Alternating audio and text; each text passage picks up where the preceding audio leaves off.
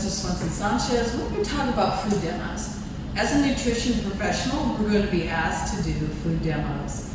Food demonstrations are going to allow people to learn through all their five senses. They can taste, smell, hear, feel, and those are important when we're trying to convince somebody to change their eating habits. So when I'm first going to do a cooking demo, you're going to be asked whether you work in a hospital, you might be doing a health fair, whether you're in a school district, whether you work in community nutrition, school-based nutrition. Everyone that's in the nutrition business ends up being asked to do a food demo. And they are a great way for people to learn. So you need to be comfortable doing it. When you want to look at first is who's your population? Are we talking to WIC parents and mothers? Are they bringing their children? Should we involve them into part of the food demo and preparation? Are we talking to maybe a homeless shelter? Are we talking to people that are low income, high income? I've done lots of cooking demos even for people that are in a health program that are learning how to eat healthy and how to prepare food.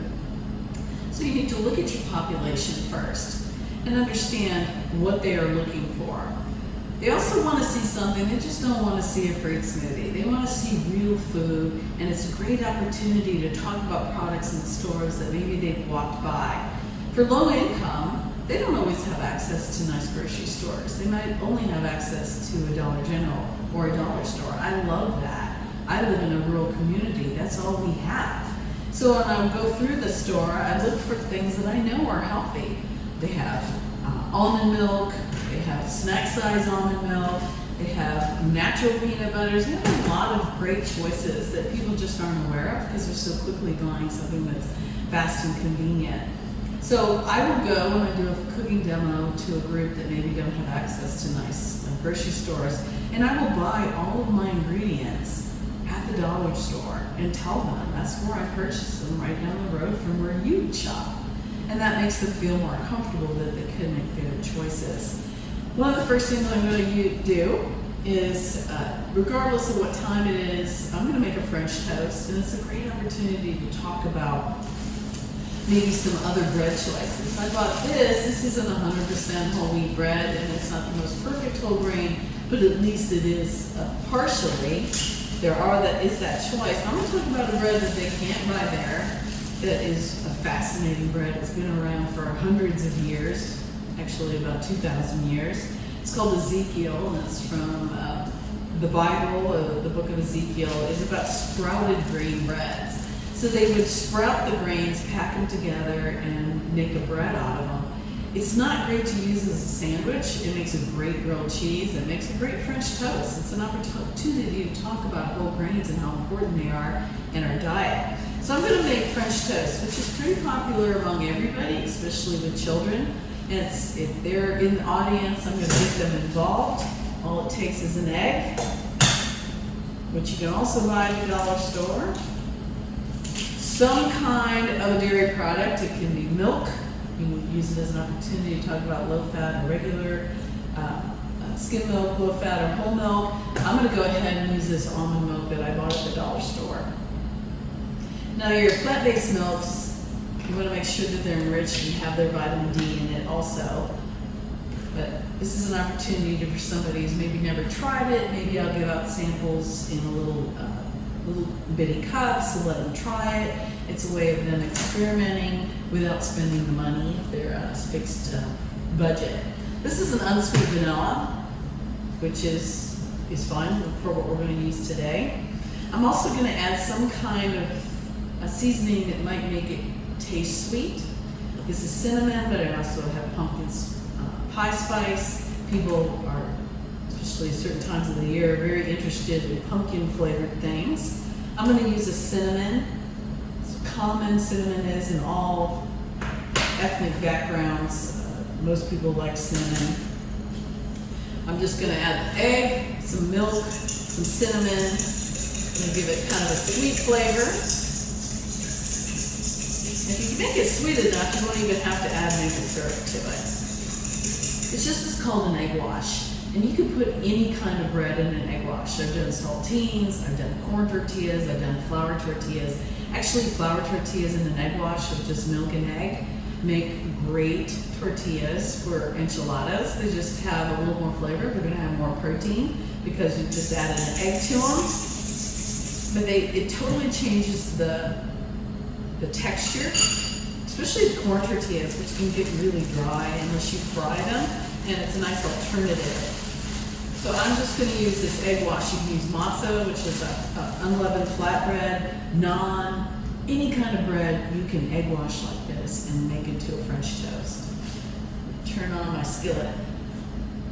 I use the heck out of these electric skillets because electric skillets are easy. All I need is an electric source. I can put it anywhere. I can cook.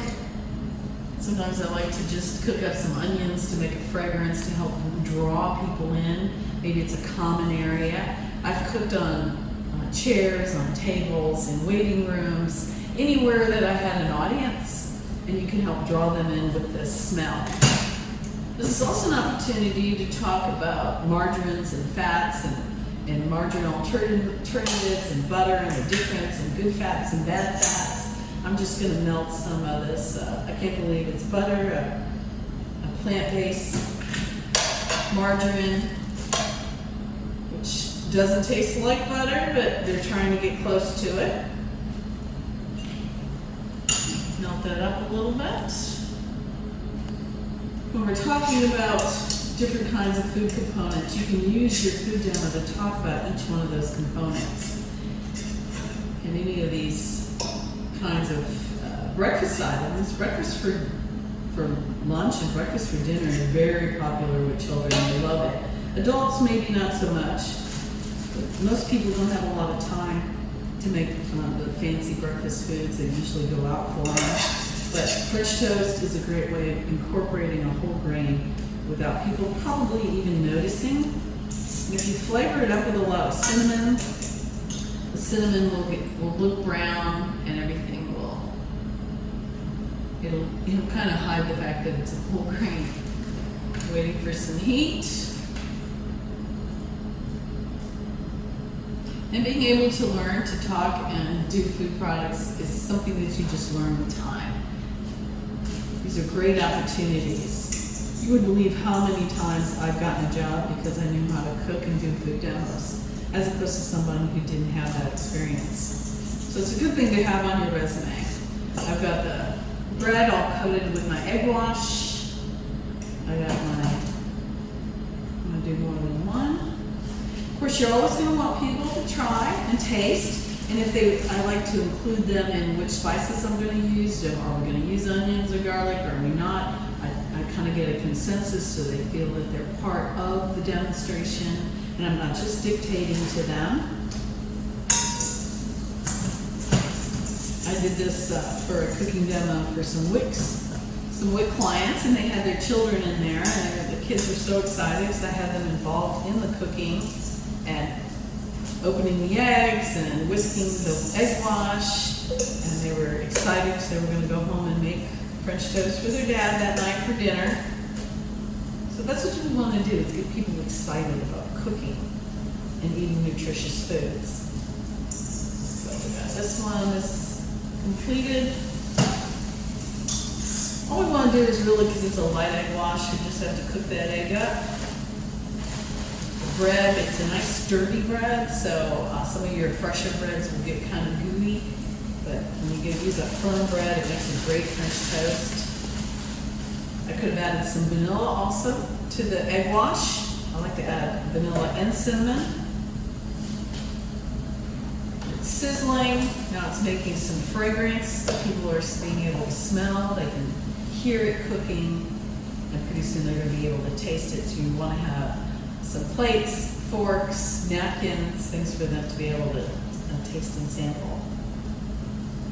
And you can offer this with just some extra cinnamon or pumpkin spice on it, or you can offer them with a maple syrup, a real maple syrup, which tend to be very, very expensive compared to your maple flavored corn syrup. And you should talk about what that is. Maple syrup actually comes from a tree. It's a sap from a tree, and it has its own natural sweetness, as opposed to the stuff you buy in the grocery store that says pancake syrup. It's normally just a maple flavored corn syrup. and those are good dialogues to have in educating people about the foods that they eat and the selections that they make.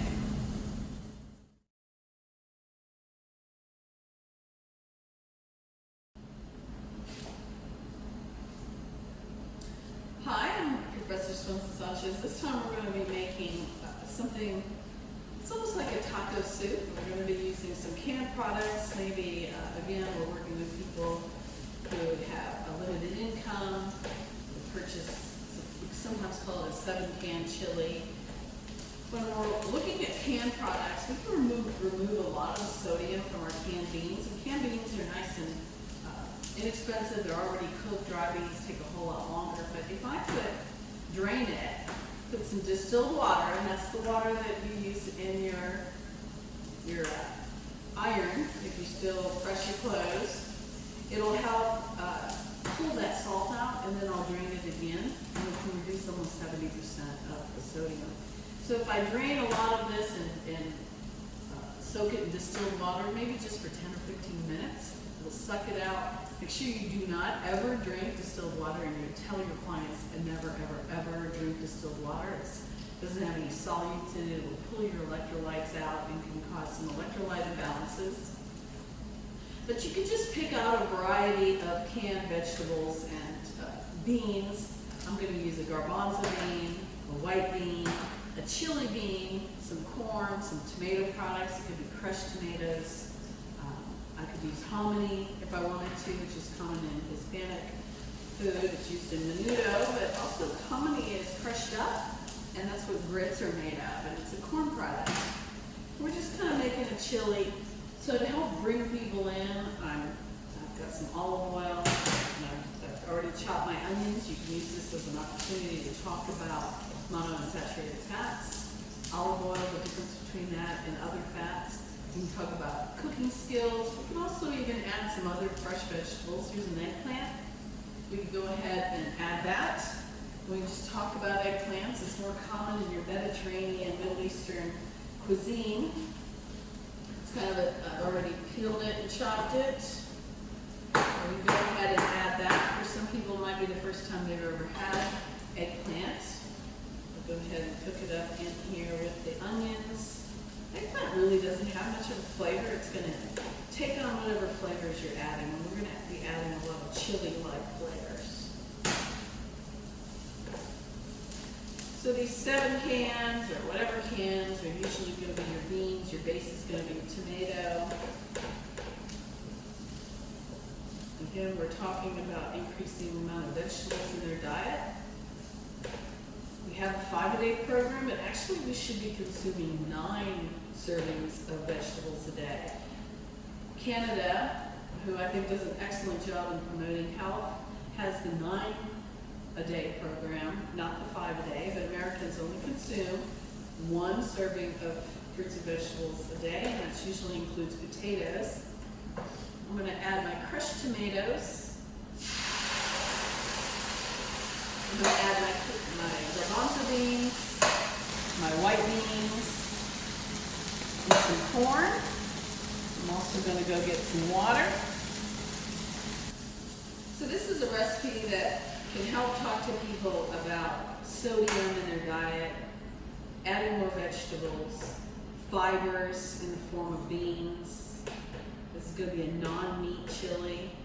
We are going to add cheese in a little bit. Add my chili beans. Oops. We're going to already have some chili flavoring to them. So if I can drain most of those beans and corn and get some of the sodium off, then I'm not going to worry about the tomato product or the other product. But people on severely low sodium diets, we can go ahead and buy a low sodium product. Get this boiling up, and we'll start adding the seasoning. I want to get it boiling because that helps get the flavors in. So for chili, it's mostly about cumin, which is the spice we use to make things taste like tacos. It's popular in South Asian food, India, Pakistan, also Mexican. And I'll even ask the audience if they want to, if I should add something or not. A little more garlic. This is a dehydrated onion or garlic powder, which adds a lot of flavor without adding a lot of salt. And then the key is your chili powders, ground chilies. They come all kinds of ways. This is what gives it its deep red maroon flavor. Now you might be saying, how come you're not measuring? How about some black pepper? Because we know it has also some anti-inflammatory, black pepper does. And for people who have GI distress or seniors or whatever, they're not going to want something with a lot of seasoning or black pepper, which is a known gastric irritant. And maybe you can ask the audience, do you want to add red pepper? Some people like a lot of spice, some people don't. I usually ask the audience, hands up, yes or no. And they're also going to be involved in the tasting. So I'm going to use them to decide what we should add or take away from this in flavoring. So I'll let that sit for a little bit. Let it boil up. So the key points for this, we're talking about salt, making your own salt substitutes, which you can do a blend of your chili, onion, red pepper, black pepper, and do a salt-free individual salt-free product that you can use on your own seasoning if you like taco flavored things. Sometimes I do that as a demo, as I have all these different spices out, and they sit there and design their own salt-free seasoning that they like that meets their taste needs. It's a lot of fun making them, and it's not very hard, and they're pretty inexpensive, and they walk away with their own salt-free seasoning. With children, I let them name it whatever they want. They can name it. They can also name any of the foods that they come up with. Because cumin, onions, garlic, and chili tend to be a little bitter, I might add a little dash of salt. And because children are very sensitive, sugar, because children are very sensitive to strong flavors, that sugar helps cut the strength of those seasonings, especially onions and garlic. And I'm not talking about a lot. This is just a little packet. This is probably 6 servings. So if I just add a little bit, you'd be surprised how much it will cut and how people will be excited about eating. I maybe used a half a teaspoon. Will be excited about eating a non-meat chili. We got it boiling up. The boiling helps to get the seasoning hydrated and helps getting the flavor introduced all through it. At this point, I could even ask a child to come up here and stir. And then I might ask somebody from the audience to take a test, have somebody volunteer. Would somebody like to taste the flavoring profile and give me a yes or no? That involves the audience. And then when it's ready, you're going to have bowls that they can have. And now all the good stuff is going to be added to it. Chili. And they're going to top it with some cheddar cheese, or maybe a white cheese if you wanted to, one of the Mexican cheeses. This is just a mild cheddar. Garnish it with some chips. And we have a chili soup that surprisingly a lot of kids enjoy. A taco soup, I would call it. So this is just 2 ideas of something substantial that somebody would want to sit and talk about nutrition with, and it really doesn't take much besides what I have right in front of me. So thank you, and I hope this encourages you to try doing some cooking demos.